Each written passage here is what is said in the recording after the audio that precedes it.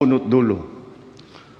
Mayroon ng mga unang nakasuhan at nakulong, mga kontratista, matataas na opisyal, pati na mga mambabatas. At dumating na tayo sa punto na ayon sa Ombudsman ay malapit na ang paghain ng patong-patong na kaso laban sa dating speaker. Masakit man sa akin ito, ngunit kailangan nating gawin ang tama. Hindi ako pangulo ng aking pamilya.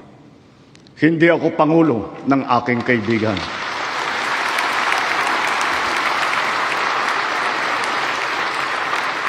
Ako ay pangulo ng Pilipinas at ang tungkulin ko ay sa inyo, ang aking mga kapwa Pilipino.